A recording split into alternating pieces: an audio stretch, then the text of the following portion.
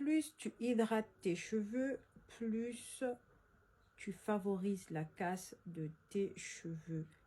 Hello les pépites, bonjour, bonjour, j'espère que vous allez bien, j'espère que vous allez hyper bien. Moi je me porte super bien par la grâce de Dieu. Aujourd'hui on va parler d'hydratation sur cheveux crépus et bouclés, comme vous l'avez déjà compris. Donc on part vraiment du principe que on n'a pas tous le même type de cheveux et que chaque personne est différente par rapport à son groupe sanguin, à ses gènes. Alors ne prenez pas ma parole comme parole de prophète ou je ne sais quoi, c'est vraiment adaptez-vous. Ouais, j'y suis. Donc hydrate tes cheveux et tu casses tes cheveux. Tout dépend. Tout dépend parce que en fait, les protéines ou bien les kératines, comme vous voulez, sont aussi importants que l'hydratation. Autant important, voire plus pour certaines personnes, exemple moi. Ils sont autant importants pour certaines personnes. Donc, on parle toujours d'hydratation et de cheveux crépus ou bouclés, mais leur structure, plus le cheveu il est crépus, il est frisé, plus la cuticule s'ouvre naturellement, donc elle absorbe facilement et naturellement l'hydratation, l'eau. Et du coup, plus vous lui donnez de l'eau, plus vous l'hydratez, plus il devient spongieux, plus il devient fragile et du coup, il se casse facilement parce qu'il devient lourd et vraiment, il tombe. Moi, j'ai déjà eu des cas où je me suis retrouvée avec des paquets de cheveux sur ma main parce que vraiment, j'avais trop hydraté et le cheveu crépus, très crépus, ne supporte pas d'être inondé d'eau. L'hydratation, oui, mais trouver un juste milieu. Parce qu'en fait, c'est qu'il y a un inconvénient en plus, c'est que on hydrate, donc oui, c'est très bien, mais en plus de ça, vu que la cuticule elle est ouverte, comme je disais, et que du coup, ça laisse rentrer plus facilement l'eau, donc c'est le contraire. Il y a le contraire aussi, il y a le vice-versa, c'est-à-dire que l'eau part plus facilement également.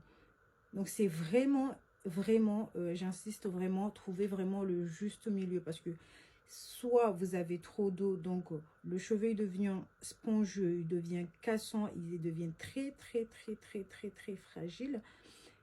Soit il n'y a pas assez d'eau, c'est-à-dire que du coup, vu que le cheveu il est déjà ouvert, donc l'eau part plus facilement et donc il devient très sec. On peut même pas manipuler le cheveu, c'est-à-dire que dès qu'on fait un moindre geste, que ce soit brutal ou pas, le cheveu casse parce que il est sec, il y a un manque d'hydratation. Vraiment trouver le juste milieu, c'est d'où la précision, d'où le fait est que j'insiste d'apprendre à connaître ses cheveux, d'apprendre à aimer ses cheveux pour faire les connaître réellement et trouver vraiment un juste milieu par rapport au type de cheveux crépus ou bouclés. Et bouclés, trouver vraiment le juste milieu pour vous et pour vos cheveux pour pouvoir retenir la longueur.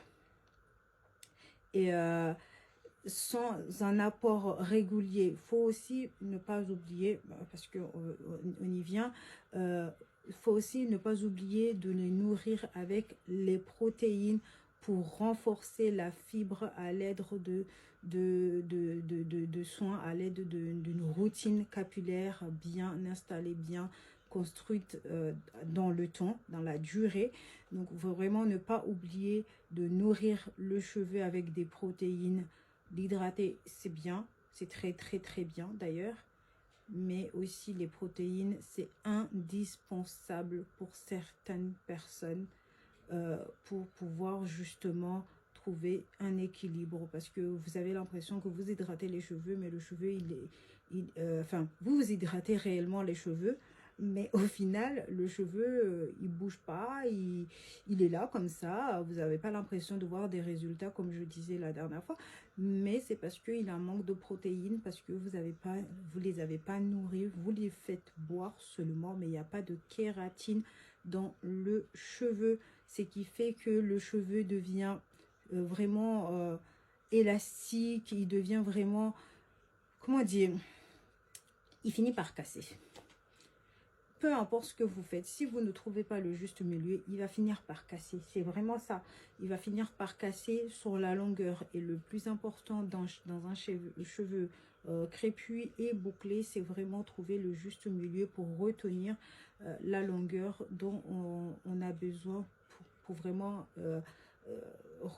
comment dire, continuer cette structure, cette routine capillaire qu'on a mis en place. J'allais dire quoi encore, je crois que c'est tout. N'oubliez pas de nourrir vos cheveux, les mouiller de temps en temps, les nourrir aussi avec les protéines. C'est vraiment le plus important. Trouver l'équilibre par rapport à ton groupe, par rapport à tes gènes en fait, par rapport à toi, pas par rapport à moi. C'est vraiment ne pas... J'ai envie de vous faire comprendre, c'est pas parce que vous allez acheter une gamme de produits de cheveux que cette gamme-là, elle est faite pour vous. C'est pas parce que ça marche, ça fonctionne avec Y que ça va fonctionner sur Z. C'est vraiment l'apprentissage, l'amour que vous allez apporter à vos cheveux qui va vraiment vous aider à trouver ce qu'il vous faut sans vous ruiner. Parce que c'est pas l'argent ne fait pas tout, malheureusement. L'argent ne fait pas tout, sinon ça serait malheureusement. Donc vraiment aimez vos cheveux, et quand vous allez apprendre à aimer vos cheveux, à connaître vos cheveux, vous saurez instinctivement ce que vos cheveux ont besoin par rapport aux soins que vous allez vouloir mettre en place, et ça vous évitera vraiment des dépenses énormes. Vous ne pouvez pas savoir. Ça va vous éviter beaucoup de dépenses inutiles, d'acheter des gammes, des produits, de faire des tests. Dès que vous connaîtrez ce dont votre cheveu a besoin, ça sera plus simple pour vous. Et voilà, j'ai fini cette vidéo pour aujourd'hui. On se retrouve très prochainement pour une nouvelle vidéo de conseils, de tutoriels, de comment apprendre à vous occuper de vos cheveux crépus, bouclés. Je vous souhaite de passer une très bonne semaine et à très vite. Ciao!